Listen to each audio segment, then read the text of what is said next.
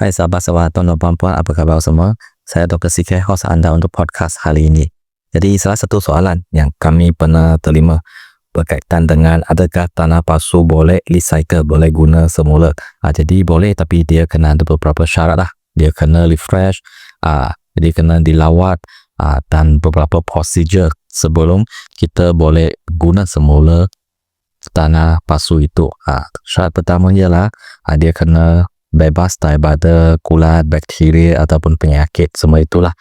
Jadi salah satu proses fizikal iaitu proses menjemur tanah palsu melalui cahaya matahari, sun-dry solarization dalam bahasa Inggeris. Jadi dia punya tujuan adalah untuk membunuh bakteria berbahaya, kulat, serangga dan biji benih lumpai dalam tanah lama sebelum digunakan semula.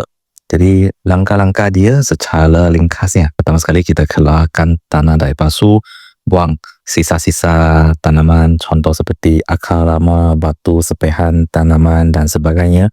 Lepas itu kita tabur secara merata. Ratakan tanah itu dalam tebal 2-4 cm atas permukaan plastik atau dulang. Lepas itu kita jemur di bawah cahaya matahari terik selama 2-3 hari lah, ataupun tempoh masa yang lagi panjang. Kalau cuaca katakan lembab ataupun sentiasa ada hujan semua itu kan, jadi kita kena repeat proses ini. Lepas itu kita kena gaul tanah setiap hari supaya semua bahagian mendapat pendedahan cahaya dan haba, kerana dia guna cahaya dan haba ini untuk membunuh kuman-kuman semua itulah.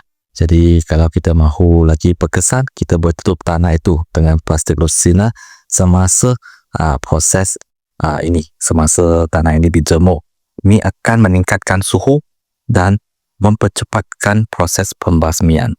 Jadi selepas dijemur, tanah itu kita kena refresh semula untuk bekalkan nutrien semula. Jadi ini kita boleh segarkan dia dengan Amino Pro.